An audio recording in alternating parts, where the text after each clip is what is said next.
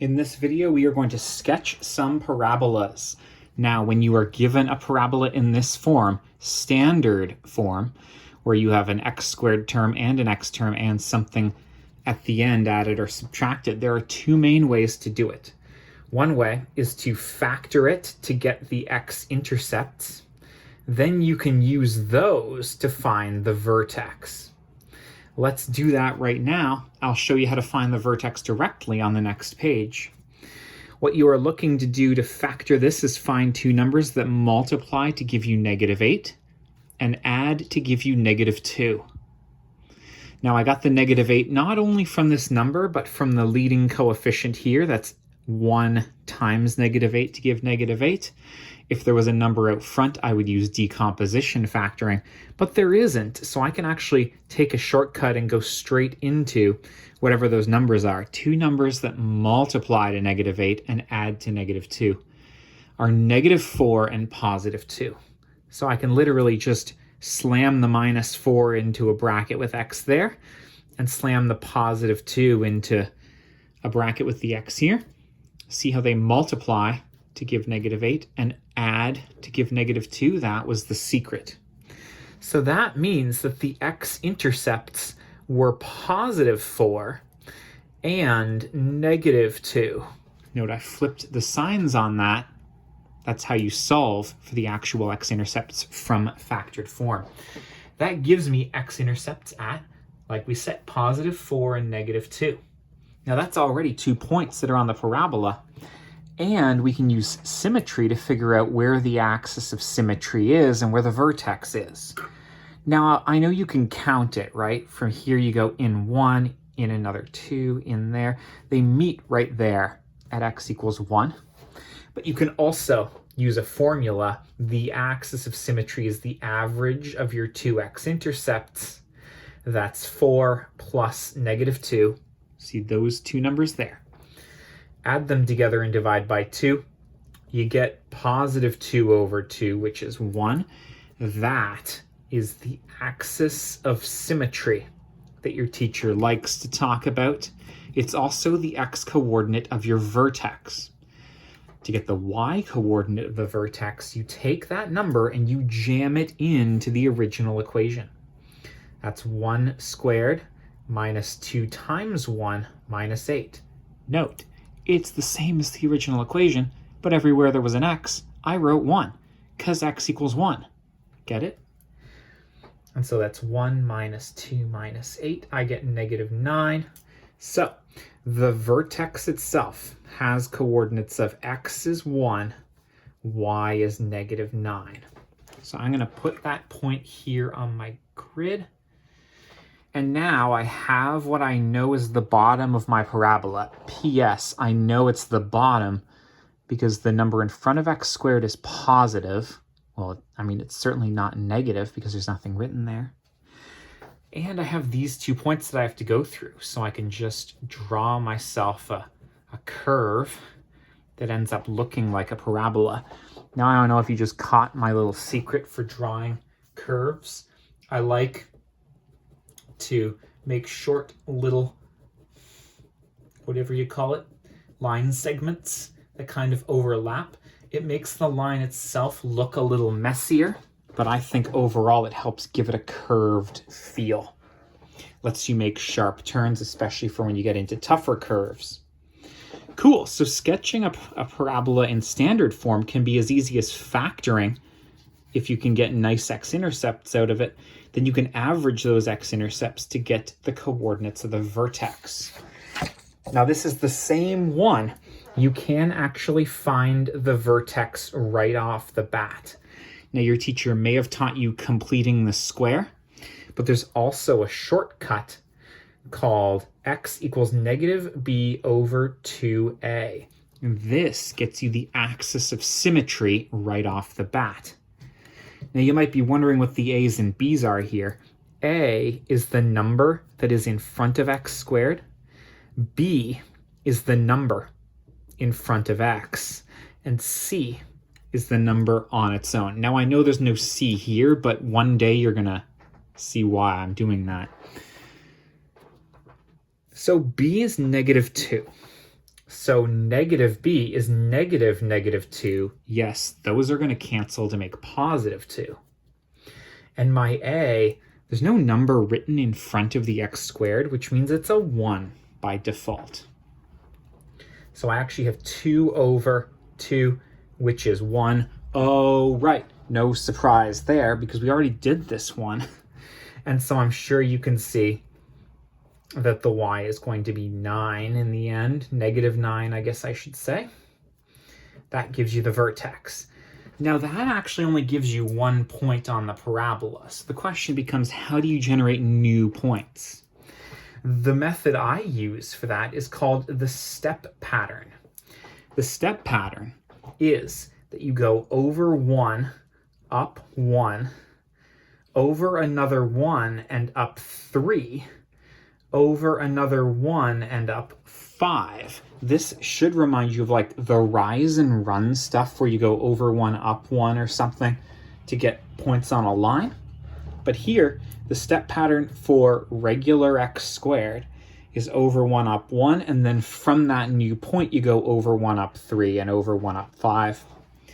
The only actual trick here is that these up 1s, up 3s, up 5s, etc. need to be multiplied by whatever a is.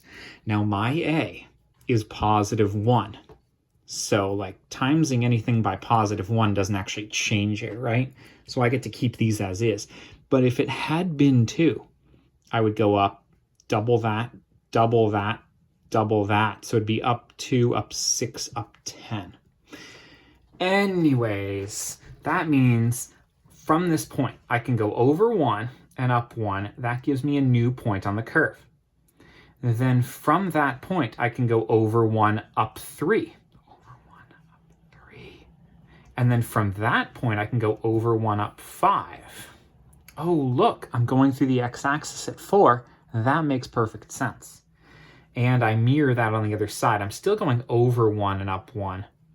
Over 1 and up 3, over 1 and up 5, but I'm going to the left instead of the right. Look at all these nice points that I've plotted on the parabola. In fact, I could keep going over 1 up 7, over 1 up 9. The pattern continues. This is clearly a U-shaped curve. This is the same parabola we just sketched on the page previously, because it's the same equation, right? Great. Would you like to try this a couple more times? I would. Now, the reason I'm giving you this one is that this one does not factor at all. You can't find two numbers that multiply to -2 and add to -8. Well, maybe you can, but I can't. So your only option here is to find the axis of symmetry on your own. Negative b over 2a. Well, you could also complete the square if your teacher taught you how to do that. So my b is -8. So that's -8 all over 2 times a. My a here is -2. So this gives me -8 is +8. 2 times -2 is -4. 8 divided by -4 is another -2. That's the axis of symmetry. And to get the y coordinate of the vertex, I have to plug that value, -2, in for x here and in for x here. That gives me, when I do all this math here, I get -8 plus 16 plus an extra 1. That gives me +9. So my vertex is -2, +9. I'm going to draw my point there. And now I'm going to use the step pattern that I already taught you about. From that point, I go over 1, up 1, over 1, up 3, over 1, up 5. But these actually get multiplied by -2. Remember to multiply by your a value. So that actually converts up 1 into down 2. It's the multiplying by 2 that makes 1 into 2, because 1 times 2 is 2. And the negative flips me to going down or opening down in parabola speak. Up becomes down, 3 becomes 6 because I'm multiplying by -2. And this becomes down 10. So from that point, I'm going to go over 1, down 2, 1, down 2. From that new point, I'm going to go over 1, down 6, over 1, down 1, 2, 3, 4, 5, 6. And from that point, I go over 1, down 10. Then I do the same thing on the other side, except to the left, over 1, down 2, over 1, down 6, over 1, down 10. There you go. Then I draw my curve through those points.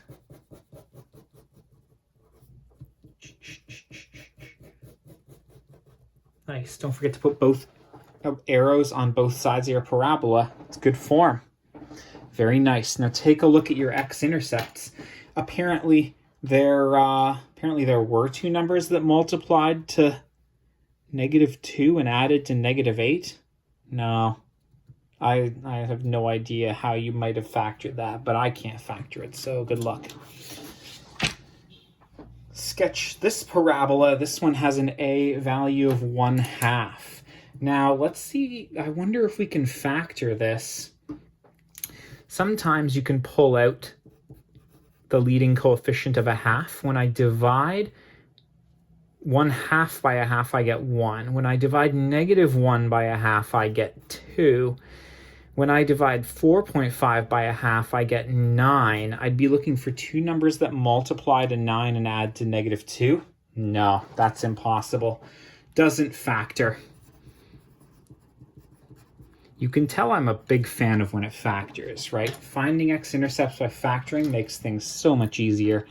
Unfortunatamente for us, we got to use -b over 2a, or completing the square if you're into it, to find the vertex. My b value here is negative. I'm going to get rid of that here so you don't get confused. My b is -1. So b is -1. And my a value is 1/2. I'm going to write it in there as a fraction. -1 is 1. 2 times 1/2 is also 1. So my x is +1. And the corresponding y value is 1/2 times x squared minus x plus 4.5. That's 1/2 minus 1 plus 4.5. 1/2 is 0.5, so this ends up giving me 4 in the end? No. Yes, it gives me +4 in the end, which means the vertex is at 1, 4. I'm just going to plot that point here. And my step pattern, over 1, up 1, over 1, up 3, over 1, up 5. But my a value of 1/2 means that these get multiplied by 1/2. Now, it's not negative, so I'm not actually changing the direction. I'm just cutting 1 into 1/2. I'm cutting 3 into 1/2 of 3. And I'm cutting 5 into 1/2 of 5.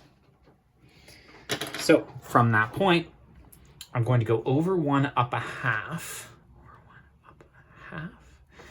Over another 1, up 1.5, over 1 up 1.5, and then from that over 1 up 2.5.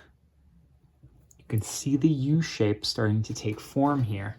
And then I mirror it on the other side. I got a point here, I got a point here, I got a point here. And I can draw a curve through my points. There you go. Oh, this one definitely didn't factor because it never even had x-intercepts. How about that? Look at that. Positive a value opens up. Love it. One other thing that I can point out here is that the number at the end, this thing I called c earlier, is actually the y-intercept in standard form.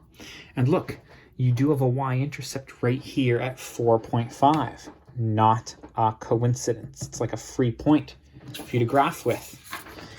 Let's do one more. Oh, this looks terrible. Let's try factoring it though. Maybe it'll factor.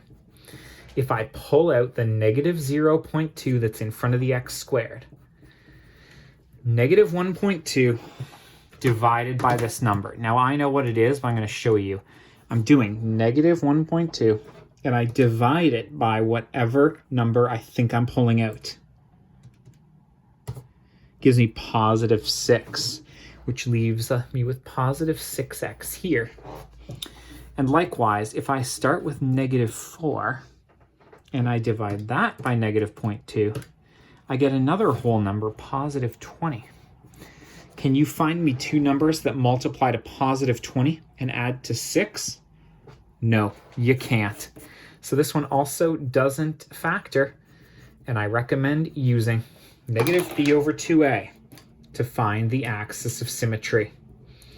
All right, b was negative 1.2. So negative b is negative 1.2. Positive 1.2, right? My a value was negative 0.2, always was. So my x is positive 1.2 divided by negative 0.4. When I do that on my calculator, I get negative 3. What do I do with that number? You already know. You plug it into the original equation. Negative 0.2 times x squared minus 1.2 times x minus 4. This one I actually might need a calculator for. Negative 0.2 times negative 3 squared. Please note how I'm putting the negative 3 in brackets. When you're squaring a negative number, you have to put the negative in brackets before you apply the square. Otherwise, some calculators don't realize you want to square away the negative. Just a little hot tip right there. That gives me negative 1.8.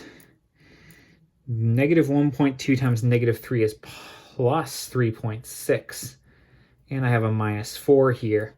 I'm going to do this on the calculator too. Negative 1.8 plus 3.6 minus 4. Eventually gives me negative 2.2. That means the vertex of this is at negative 3 comma negative 2.2. Negative 3 on the x-axis, negative 2 and a little something extra there. Okay. That's about negative 2.2, I assume. And lastly, my step pattern, which I talked up significantly in the rest of this video. Over 1 up 1 over 1 up 3 over 1 up 5. But don't forget to multiply by a. Multiplying by negative 0.2 means that instead of up, you go down, and instead of it being 1 unit, it's 0.2 units. Up becomes down, and 3 times 0.2 is 0.6. Up becomes down. 5 times 0.2 is actually a whole 1 unit. Cool. Now I'm just going to have to be very careful about this. I'm going to have to go over 1, down 0.2. That's over 1 and down a little bit, but not so much that I'm actually already even to the half. That was 0.2, and that's another 0.2 for 0.4. But anyways, then over another 1, down 0.6. Then over another 1 and down a whole unit. Oh, nice. That actually ends up giving me a y-intercept of negative 4. Oh, look, no surprises. And mirror those same points on the other side. There you go. Draw a curve through those points. Make it look like a parabola. You know what to do. There you go. Oh, this one also clearly wouldn't have factored because there were no x-intercepts there either. So let's summarize. If you can factor a standard form parabola, do so. It gives you the x-intercepts, which you can average to get your axis of symmetry. And then you plug that number in to get the y-coordinate of the vertex, and your parabola is sketched. If you're not able to factor it, you can either complete the square to find the vertex, or use a shortcut negative b over 2a to find the axis of symmetry. Plug that into the original equation to get the y coordinate of the vertex. You still have that vertex point to start with, and you'll know if it opens up or down based on whether or not a is positive or negative. But then you're going to have to generate more points on the curve. My recommendation is a step pattern. Over 1 up 1, over 1 up 3, over 1 up 5 successively, but remember that the up 1, up 3, up 5 have to get multiplied by whatever your a value is. And it works. Even if a is negative, note that the parabola opens down. Even if a is a fraction, note that the parabola looks a little more squished than it normally does. And even if it is a negative decimal, always works, always has. Thanks for being with me, and best of luck.